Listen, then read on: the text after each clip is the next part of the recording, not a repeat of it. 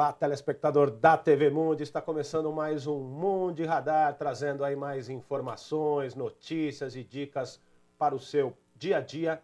Hoje nós vamos falar de sedentarismo.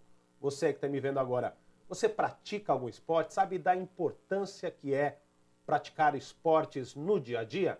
Para falar sobre esse assunto, eu estou aqui com o personal trainer Felipe Margarido, professor de Educação Física, formado pela Faculdade Metropolitana Unida. O Felipe Margarido vai conversar com a gente. Muito obrigado pela participação, Felipe. Bom dia, Renato. Tudo bem? Como vai? Tudo ótimo. Prazer. Felipe, para dar esse panorama geral aqui para os nossos telespectadores, a questão do sedentarismo e a importância hoje de se praticar esportes, já que nós temos aí, por exemplo, a mais variada gama de situações hoje, pessoas da terceira idade, pessoas mais jovens, todo mundo hoje precisa praticar esporte? Sim, acho que é meio fundamental hoje em dia, apesar de ser um termo que parece atual, na verdade, sedentarismo é um termo já histórico, que vem desde a época dos nômades, né, que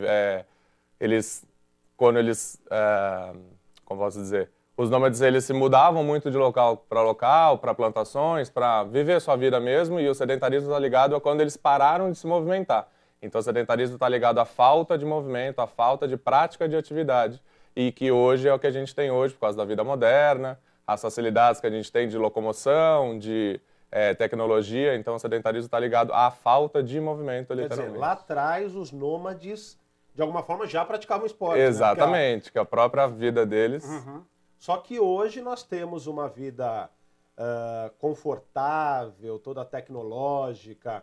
Você tem internet, você tem telefone celular, no carro você tem todos os acessórios possíveis ali com algum pequeno clique ali, você vidro que fecha, que abre, aparelho de som, aquela coisa toda. Enfim, eu acho que aí nessa questão a preocupação com o esporte é maior, não é mesmo? Exatamente, não só como esporte, mas como alguma atividade em si, né, que exija algum esforço físico, literalmente, né? A gente tem como esporte alguma atividade que caracterize regras ou algum objetivo em relação àquela atividade. Mas hoje em dia a gente procura preconizar o que é a atividade física, o esforço físico, a movimentação do corpo em si. Tá.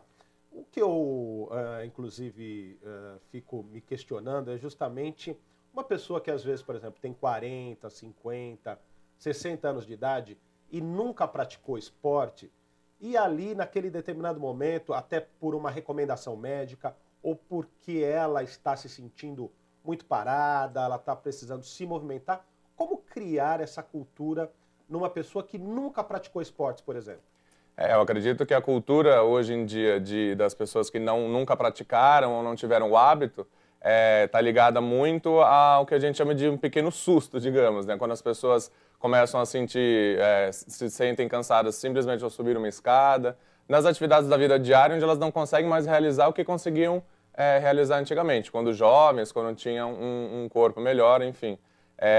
Com o passar dos anos, a saúde vem sempre se deteriorando, então as pessoas começam a perceber que a falta de atividade é o que gera esse cansaço, essa falta de esforço, as doenças, enfim, que está tudo ligado aí a essa, literalmente, falta de movimento. É mais difícil você iniciar um trabalho com uma pessoa que tem essa faixa etária que eu mencionei agora, para ela praticar esportes regularmente, ou as pessoas mais jovens têm mais dificuldade ou mais facilidade para praticar ou para entrar no fitness no dia a dia?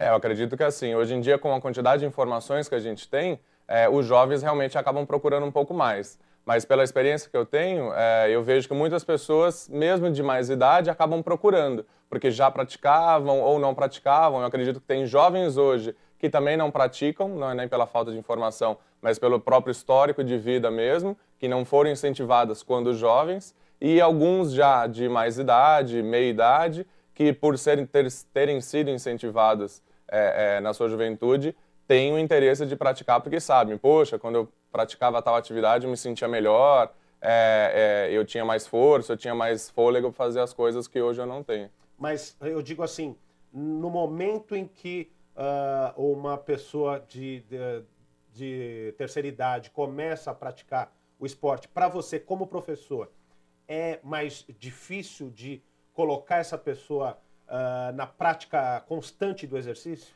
Também depende, também depende. Justamente por causa desse histórico também de vida da pessoa. Se a pessoa já praticou, tem uma coisa que a gente chama de nível de atividade física ou histórico muscular. Então, se a pessoa já praticou alguma coisa, que nem eu tenho alunos que treinavam quando jovens, ou jogavam ou alguma coisa, e hoje em dia tem um respaldo muscular bom. Tem pessoas que não praticavam nada. Mesmo jovens que não praticam nada, por causa da idade, acabam se familiarizando mais facilmente. Mas mesmo assim, dependendo depende do histórico do que a pessoa fez ao longo da vida, né? Entendi. Agora, no caso de pessoas que, porventura, tenham algum tipo de deficiência, algum tipo de problema físico, você faz um trabalho específico com essas pessoas? Sim, tem sempre um trabalho mais específico, dependendo do grau ou do problema que a pessoa tem.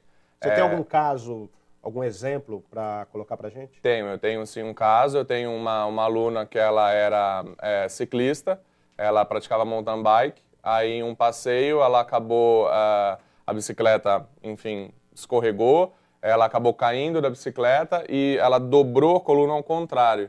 Então ela inverteu a coluna no movimento contrário da coluna, ou seja, pressionou a medula dela e toda a parte de inervação da coluna. Então ela tem o movimento das pernas, mas ela só tem a parte anterior, que é a parte da frente das pernas. Certo. E a parte de trás, glúteo, parte de trás da coxa, panturrilha, tornozelo, ela não tem movimentação nenhuma praticamente.